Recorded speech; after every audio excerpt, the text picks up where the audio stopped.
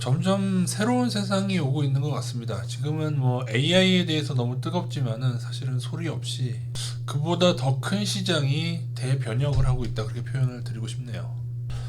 여러분은 제가 2, 3년 전부터 알리익스프레스의 약진과 쿠팡의 경쟁 상대는 실질적으로 알리익스프레스가 될 것이라는 의견을 냈었고요. 하지만 그런 의견들이 중국은 안 돼, 미국봉에 취하신 분들에게 비웃음을 받았죠. 하지만 결론적으로 알리익스프레스의 점유율은 급격하게 증가를 했고, 사용자 구매 건수가 급증하면서 실질적으로 쿠팡에 위협이 되고 있다는 뉴스들이 나오고 있죠. 특히 현재는 알리보다 테무가 훨씬 더 위협적이다.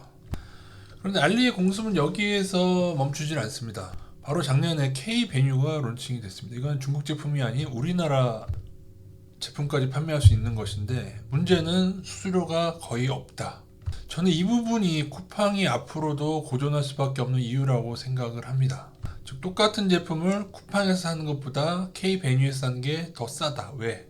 수수료가 거의 없으니까요. 쿠팡에 비해서.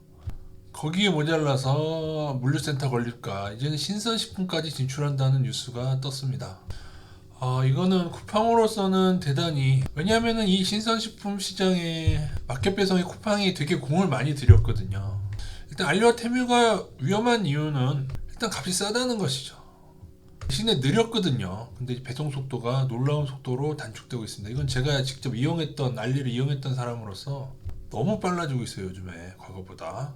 옛날에는 한 달이었다면 이제는 일주일에서 10일 사이에 받고, 가격은 절반에서 3분의 1까지도 되니까요. 여기에 대한 가장 큰 타격은 사실은 쿠팡이 아닙니다. 사실은 소매상과 상가의 몰락, 상업역 건축 건물주들이요. 건물주들, 서장훈 같은 건물주들이 가장 큰 타격을 받게 됩니다.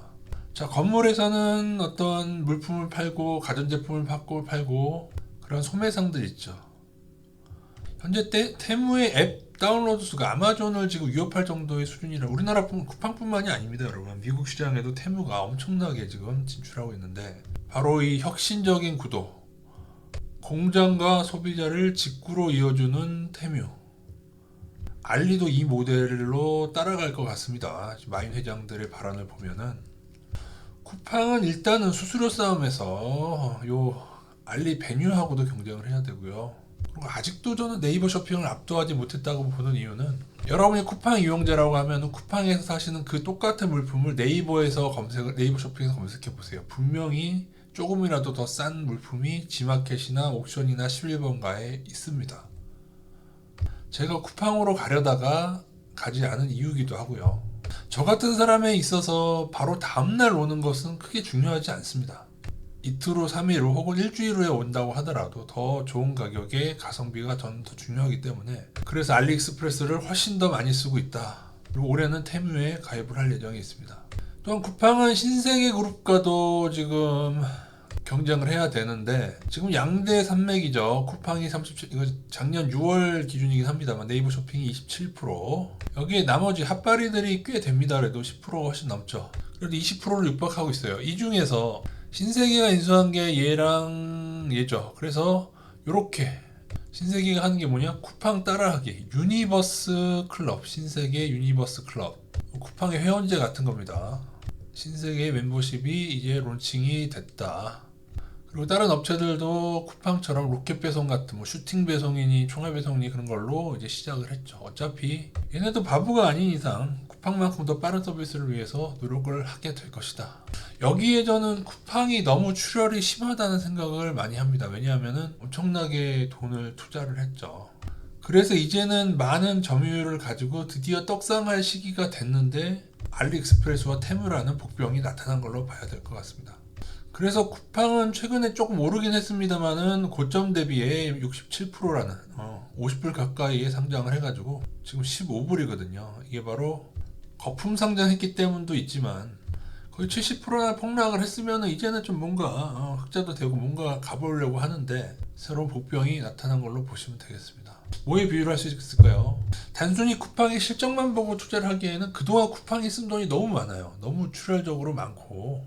근데 제가 볼 때 알리도 테무도 그리고 네이버도, 게다가 이 잔바리들인 이 얘네들 신세계 그룹까지도 만만하지가 않다, 사실은. 여러분 정영진 회장을 문제긴 한데 그래도 지금까지 이마트가 성장하고 이러한 이면에는 그 실무진들의 능력도 있는 거거든요. 저의 예상은 결론적으로 신세계 그룹이나 쿠팡이나 이 수수료가 없는 알리베뉴와 이 테뮤의 이 직구 시스템을 이길 수가 없을 것 같다. 왜냐하면 싼 게 비지떡이고 빠른 게 비지떡이고 점점 더 비지해지고 빨라지고 이쪽의 비즈니스가 떡상할 수밖에 없다. 비지떡이 그런 의미는 아니지만요.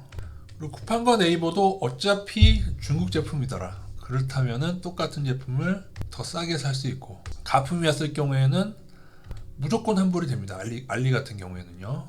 이런 출혈 경쟁 속에 소비자만 즐거운 구도죠. 서로 경쟁하니까 너무너무 싸지고. 글쎄 어떤 중국의 인건비가 올라가기 전에 우리에게 주어진 마지막 혜택일 수도 있는데 이제 중국도 인건비가 점점 올라가고 있죠.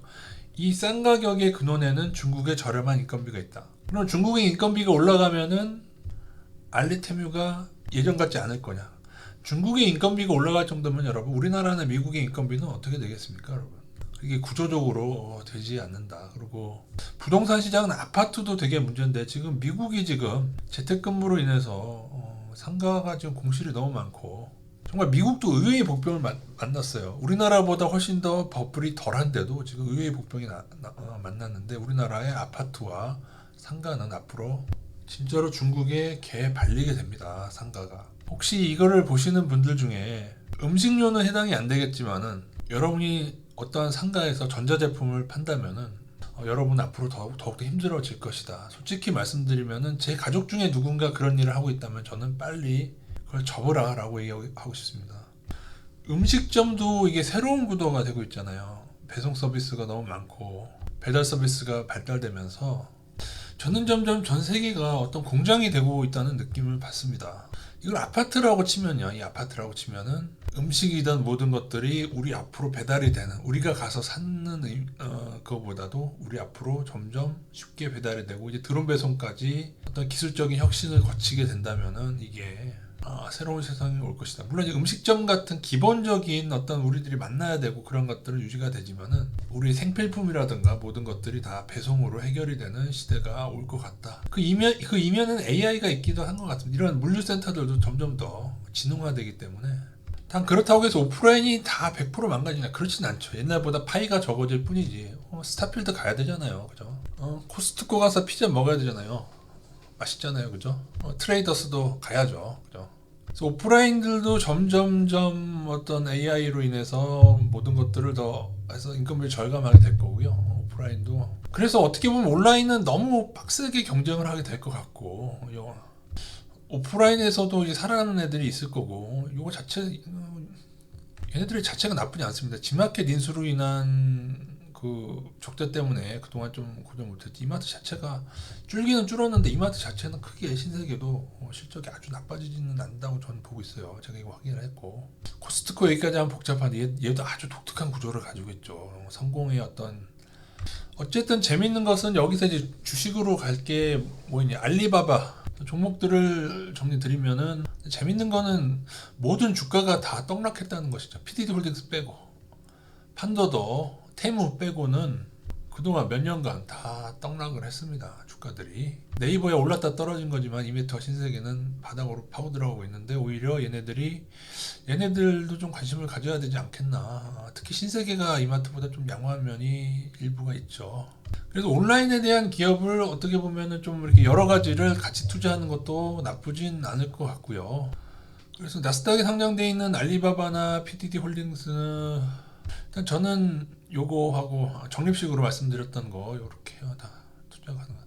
쿠팡은 사실은 적립식은 가능할 텐데 네이버도 여러분 아직 뭐 적정가는 아닙니다. 지금 예전에 하도 올려붙였어 가지고 네이버는 뭐 한 10에서 20% 정도 투자를 해놓고 나머지는 저가 매수를 80%를 뭐 하는 방향으로 가든지. PD홀딩스는 최근에 좀 너무 테무의 약진으로 오른 감이 있기는 한데요. 그래도 적립식으로는 가능하다고 보고 있고요. 골고루 적립식으로 가능한데 개인적으로 아직은 이쪽 중국 업체들에 더 눈이 가는 게 맞다. 판도더라고 해서 이제 테무 기업이죠. 최근에 너무 많이 오르긴 했습니다. 요것도 좀 작년에 한 요쯤에서 좀 잡았으면 좋은데요. 조정을 염두에 두시고 이렇게 적립식으로 한 20에서 30% 하고 나머지 한 70에서 80%는 저가 매수를 가담하는 방식으로 좀 가시면 될 것 같습니다.